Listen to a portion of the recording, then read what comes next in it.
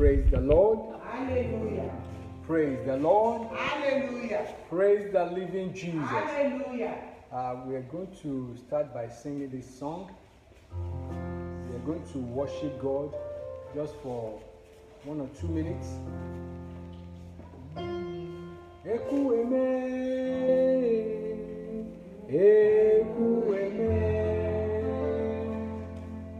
eku eme, eku eme. You are the living God. Is there no one like you? Eku eme, eku eme. I want you to sing along with me. Eku eme, eku eme. Ah, you are the living God. Oh, is there no one like you? You are Yahweh. You are Yahweh. Sing it out. You are Yahweh. You are Yahweh.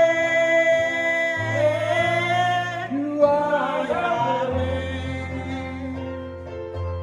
You are Yahweh. Alpha, Omega. You are Yahweh. Alpha, and Omega. Let us sing it again. You are Yahweh. You are Yahweh. You are Yahweh. Sing it out. You are Yahweh. You are Yahweh.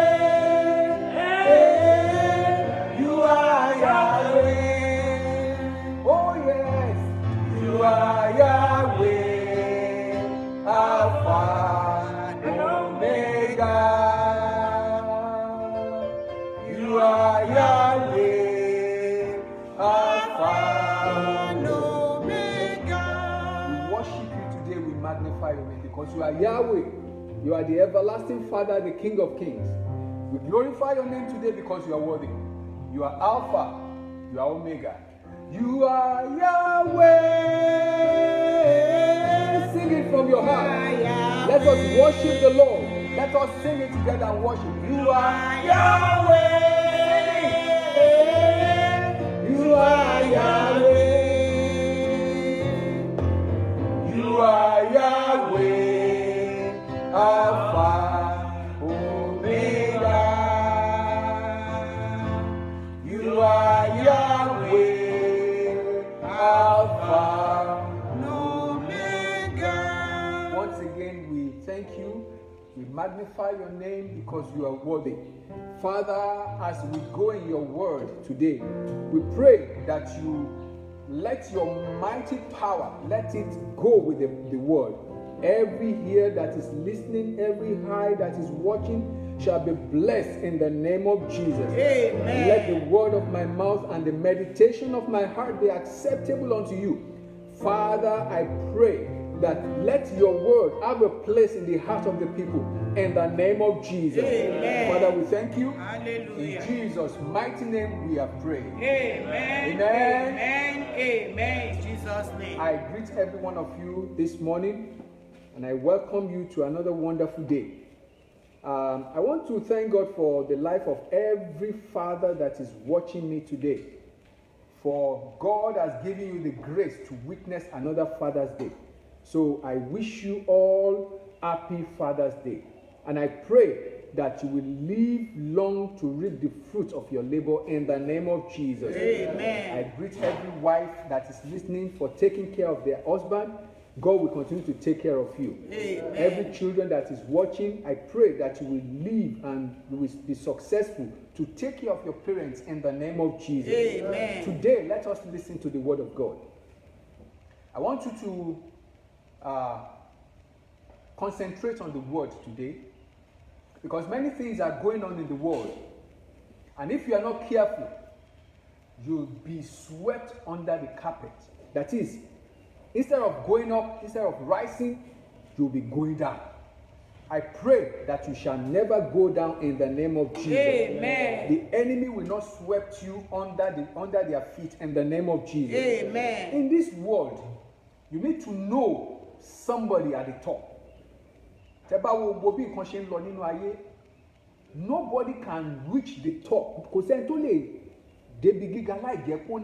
Somebody that has somebody somewhere that is speaking on the behalf of that person. So you need somebody at the top to attain some high position, to get to the level of joy, to get to where you want to get to. You have to be introduced by someone at the top before you can get there, before you can be among that rank. Somebody in the rank must at least introduce you, or above that rank has to introduce you. So you need help. You need somebody that can vouch for you. Somebody like a friend, somebody like a mentor that can stand in the gap for you. And like the saying goes, the higher it goes, the cooler it becomes. So bó bá ṣe ń lọ nínú ayé, bó bá ṣe ń dàgbà sí, bó bá ṣe ń tẹ̀ lọ́wọ́, ara ẹ máa balẹ̀, ọkàn máa balẹ̀, ohun gbogbo máa balẹ̀. So you need a friend. You need somebody that you can call a friend anytime. You know, there are different authorities in the world. There are different powers. Oríṣiríṣi àwọn alágbára ló wà, oríṣiríṣi agbára ló wà.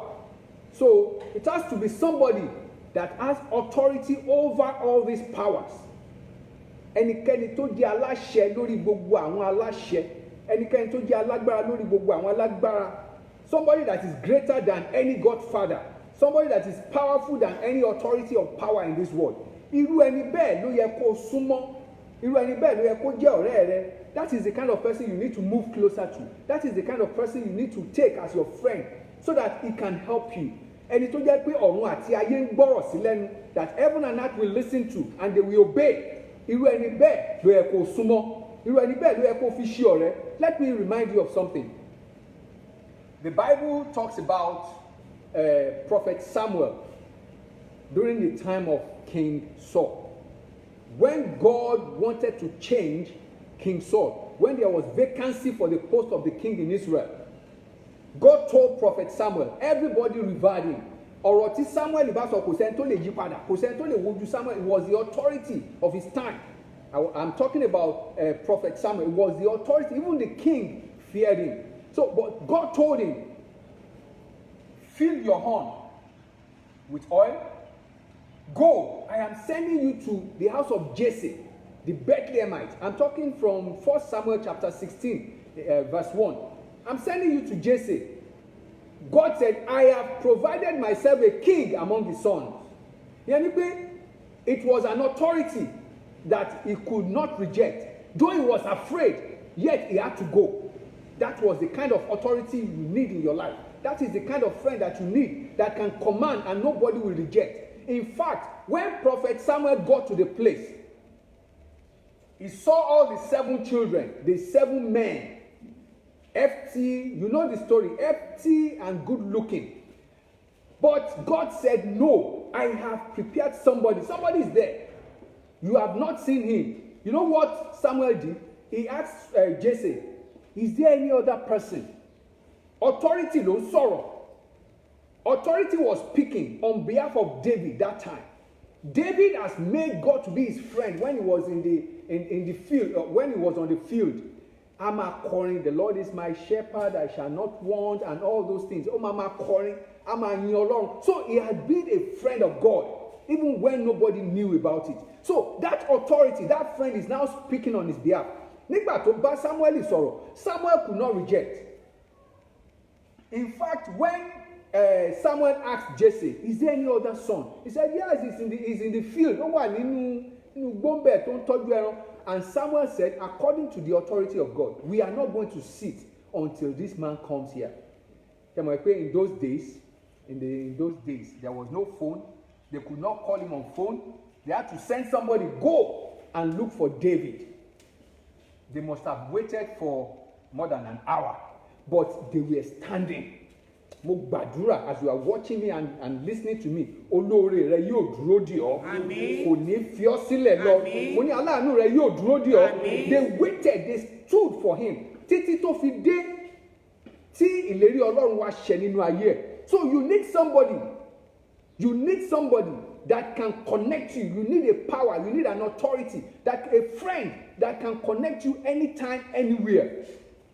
The only person that qualified for that role said, all power, all authority on earth and in heaven has been given unto me.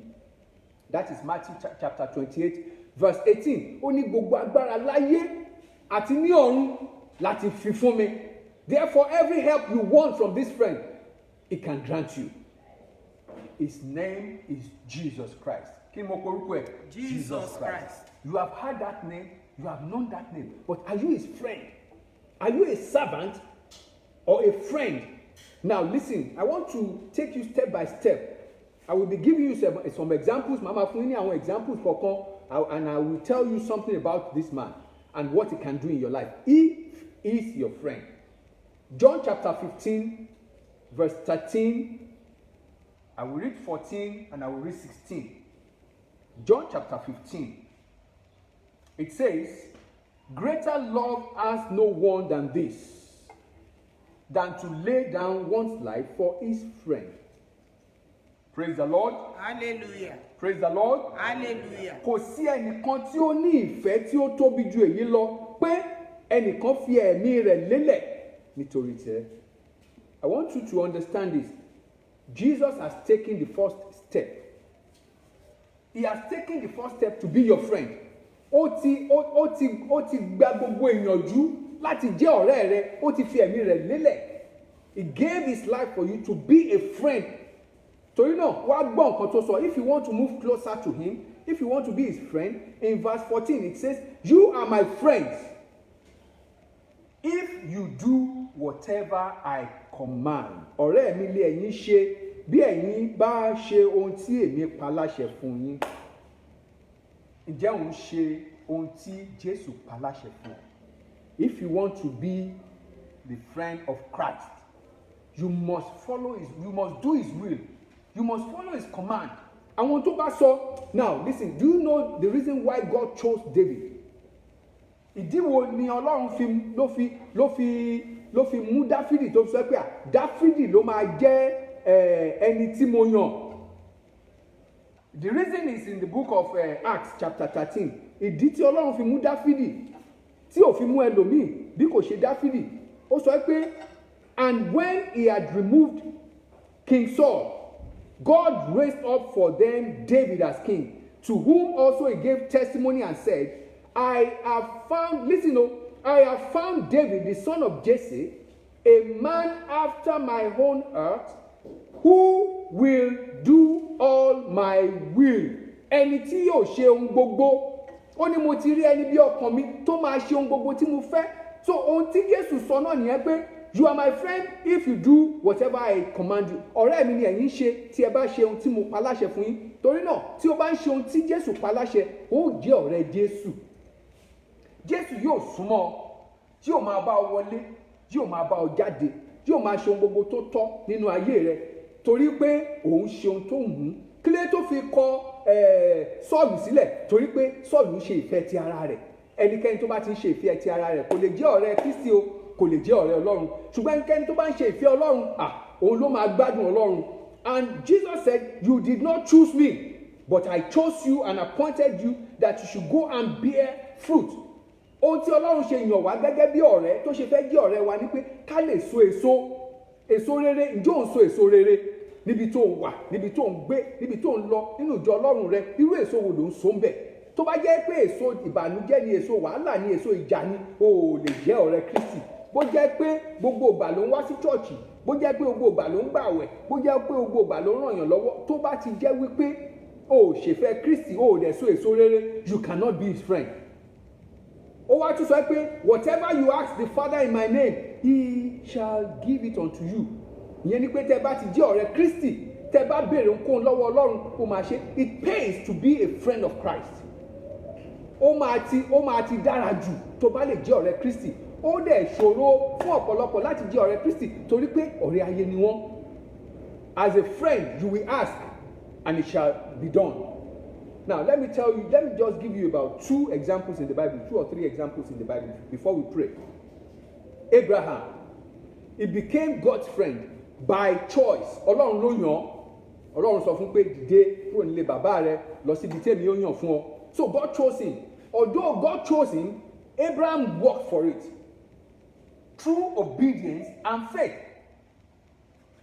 Abraham ò kàn jókòó bọ́lọ́run ṣe pé àwọn gbogbo tí Ọlọ́run sọ fún ó bẹ̀rẹ̀ sí ní ṣe. Bíbélì gan sọ in James chapter 2 verse 23, and the scripture was fulfilled which says Abraham believed God. Ó gbàgbọ́, Abraham gbàgbọ́ nínú Ọlọ́run, and it was accounted for him for righteousness, and he was called the friend of God. Ó sì di à ń pè ní ọ̀rẹ́ Ọlọ́run. Kí ló fà á? Torí pé ó gbọ́ràn sí àṣẹ Ọlọ́run, ó ń ṣe àṣẹ Ọlọ́run, ó ń ṣe ìfẹ́ Ọlọ́run. So what God did for Abraham was that he made him the father of many nations. Títí di ìsinsìnyí, odidi orílẹ̀-èdè ló dìde láti orílẹ̀-èdè tó dìde lára ẹ̀ ó fẹ́ tó orílẹ̀-èdè 9 sí 10 tó dìde lára Abrahamu. Eléyìí tó wá ṣe jù ní pé orílẹ̀-èdè Israeli ààrẹ ló ti dìde, gbogbo àwọn Arab countries ara Abraham ló ti dìde. Kí lèèyàn tún fẹ́? When your children are doing good, when your children are getting to the top, the pinnacle of success, what else do you want? Torí náà bí o bá jẹ́ ọ̀rẹ́ Ọlọ́run, ohun gbogbo yóò dára, ohun gbogbo yóò máa lọ déédéé, torí pé òun ni ó ní gbogbo agbára. Ẹ má gbàgbé ibi tí mo kà lẹ́ẹ̀kan, Matthew 28:18, ó ní gbogbo agbára láyé àti ní ọ̀run láti fi fún mi. So whatever you want in this world, he can give it to you. Whatever you want in heaven, he can grant you. Ó lè fún ọ. Tí ẹni pé ṣáà jẹ́ ọ̀rẹ́ Ọlọ́run. Jẹ́ kí n tún béèrè lẹ́ẹ̀kan sí, ǹjẹ́ ọ̀rẹ́ Kristi ni wọ́n ń ṣe? Ǹjẹ́ ọ̀rẹ́ Ọlọ́run ni wọ́n ń ṣe? Ẹ jẹ́ kí n tún sọ̀rọ̀ nípa Mósè. Ṣé rí ọ̀rọ̀ Mósè àti Ọlọ́run? Kò sẹ́ni tó lè rí di yẹn o. You can't even, the relationship, you can't explain it. It started like master to servant. Bẹ́ẹ̀ ni Ọlọ́run ṣe kọ́kọ́ bá deal. Ẹni tí mo tọ́ Ọlọ́run fẹ́ ránṣẹ́ ṣáà lọ síbí lọ sọ́hun ṣe lè ṣe tán. Ṣùgbọ́n with time the relationship changed to between a friend and another friend. Who can explain it? Nobody. Now listen to what I'm going to read. Moses became the greatest prophet of all time. In Deuteronomy chapter 34 verse 10 and Exodus 33 verse 11, I will read the two together. Deuteronomy 34 verse 10, Exodus 33:11. And there has not risen a prophet since in Israel like Moses, whom the Lord knew face to face. And Exodus 33:11. So the Lord spoke to Moses face to face as a man speaks to his friend. Torí náà ohun àtọlọ́run wọ́n ríra lójúkorojú, wọ́n jọ ń sọ̀rọ̀ bí ọ̀rẹ́ ti máa ń bá ọ̀rẹ́ sọ̀rọ̀, wọ́n á jọ jókòó, wọ́n á jọ sọ̀rọ̀. Nínú Bíbélì kò sí ẹnikẹ́ni tó tún ní orí ọ̀fẹ́ yẹn yàtọ̀ sí Ádámù àti Éfà. Lẹ́yìn Ádámù àti Éfà, Mósè nìkan ló tún ní irú orí ọ̀fẹ́ yẹn torí pé ó jẹ́ ọ̀rẹ́ tímọ́tímọ́ Ọlọ́run. Wọ́n jọ ń sọ̀rọ̀, wọ́n jọ ń wọlé, wọ́n jọ ń jáde. Ọlọ́run dẹ̀ sọ di olókìkí ní gbogbo àgbáyé. A ṣe ń sọ̀rọ̀ ẹ̀dì sí i. Bí ìwọ náà bá jẹ́ ọ̀rẹ́ Ọlọ́run, kò sí ohun tí Ọlọ́run ò lè ṣe fún ọ. Kò sí ọ̀nà tí Ọlọ́run ò lè gbà láti ràn ọ́ lọ́wọ́. Ẹ̀kẹ́ hallelujah. Hallelujah. Jẹ́ kí n tún béèrè lọ́wọ́ rẹ lẹ́ẹ̀kan sí i. Ǹjẹ́ ọ̀rẹ́ Kristi ni wọ́n ń ṣe? O gbọ́dọ̀ súnmọ́ Kristi, o gbọ́dọ̀ jẹ́ ọ̀rẹ́ Kristi. You can only be a friend of Christ and he will forever be with you if you be his friend. Nígbà tí Lásárù tí wọ́n ránṣẹ́ pé ó ṣàìsàn, Jésù sọ fún wọn pé ẹ má wọrí. Nígbà tó wá kú in John chapter 11 verse 11, ó ní let us go, our friend Lazarus is sleeping. Ó ń sùn, ẹ jẹ́ ká lọ jí. Ìyẹn ni pé Ọlọ́run mú àkókò, Jésù Kristi mú àkókò, kò ní fi àwọn ọ̀rẹ́ tiẹ̀ sílẹ̀. Ẹni tó ti kú lẹ́yìn ọjọ́ 7 torí pé ọjọ́ 4 nígbà tó jẹ́ ọ̀rẹ́ Jésù, Jésù ò ní fi ọ̀rẹ́ ẹ̀ sílẹ̀. Jésù ò lè fi ọ́ sílẹ̀. Jésù kò ní máa wù ẹ́ níran. Tí wọn náà bá súnmọ́ tó ń ṣe ìfẹ́ rẹ̀, kò ní wù ẹ́ níran. Ṣé ọ̀rẹ́ Kristi ni ọ́? Ṣé o lè jẹ́ ọ̀rẹ́ Kristi? Tàbí ṣé o lè continue láti máa jẹ́? Can you continue to be his friend? Ọ̀tọ̀ọ̀tọ̀ ni o. You can be his friend today and not be his friend tomorrow. O lè jẹ́ ọ̀rẹ́ Kristi lẹ́yìn, kó má jẹ́ ọ̀rẹ́ Kristi lọ́la. Ṣé o lè máa, can you continue to be Christ's friend? Àwọn nǹkan kan tó nílò láti ṣe, màá máa sọ nísìn. You need to be obedient. Ìyẹn ni pé kó gbọ́ràn sí àṣẹ. You need to have faith. Ìyẹn ni pé o gbọ́dọ̀ nígbàgbọ́. Ìgbàgbọ́ yẹn náà ni pé Kristi nìkan ló máa tẹ̀lé tó ò ní wo bòmíì, then you need to be faithful. Ìyẹn ni pé kó jẹ́ olódodo nínú gbogbo tó bá ṣe, then you need to bear fruit. Lóòótọ́ ni Jésù ó yan èèyàn 12 ṣùgbọ́n ìkànnù wọn ó jẹ́ ọ̀tá fún Jésù. Are you an enemy of Christ? In your behavior, are you an enemy of Christ? In your speech, are you an enemy of Christ? Ẹlòmíì ọ̀rọ̀ tó máa jáde lẹ́nu ẹ̀ kò jọ ti ẹni tó lè pè ní ọ̀rẹ́ Kristi. Ẹlòmíì oníjà ni, gbogbo ìgbà ló máa jà. O ò lè jẹ́ ọ̀rẹ́ Kristi. Ẹlòmíì alọ́nilọ́wọ́gbà ni. You cannot be a friend of Christ. Somebody, some other people are cheats. You cannot be a friend of Christ. Tó bá fẹ́ jẹ́ ọ̀rẹ́ Ọlọ́run, gbogbo àwọn nǹkan wọ̀nyí ló gbọ́dọ̀ fi sílẹ̀ so that you can continue to be his friend. Listen to Proverbs chapter 22 verse 11. Proverbs, are you with me? Proverbs 22:11. It says, "He who loves purity of heart and has grace on his lips, the king will be his friend." Ẹni tó bá ní ọkàn mímọ́ tí ó sì ń sọ̀rọ̀ tó dára jáde látẹnu, ó ní ọba yóò jẹ́ ọ̀rẹ́ rẹ̀. Mo fẹ́ kó rántí pé Jesus is the King of Kings and Lord of Lords.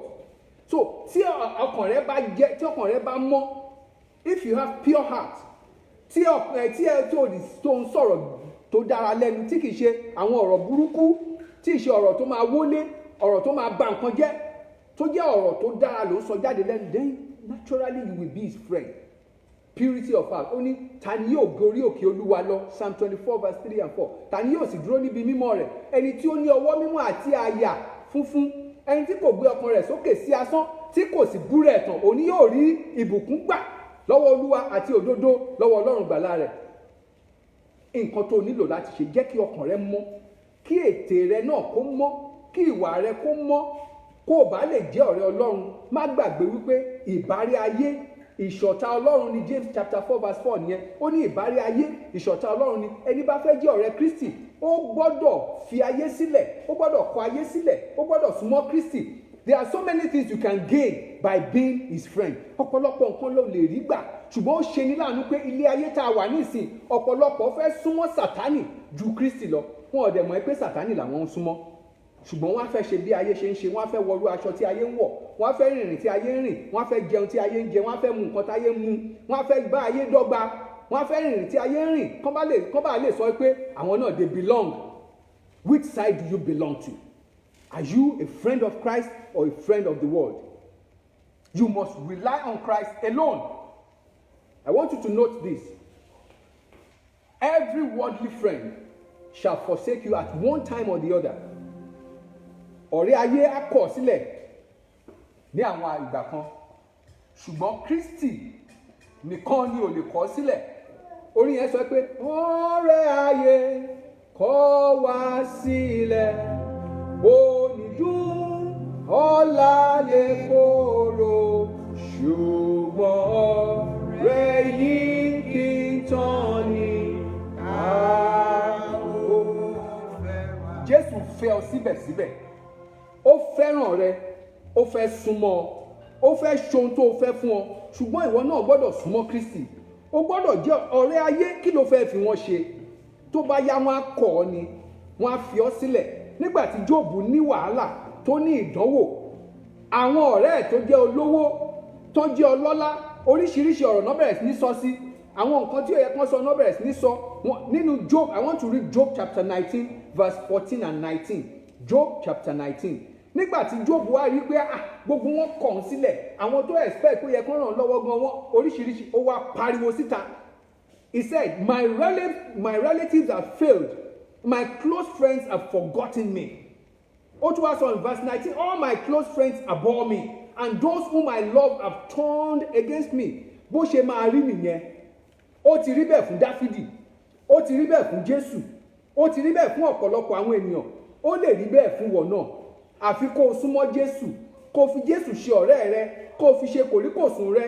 Bí ohunkóhun tó bá ń ṣẹlẹ̀, ṣáà súnmọ́. Wàhálà tó bá ń ṣẹlẹ̀, ṣáà súnmọ́. Bí ibi bá dé, ṣáà súnmọ́.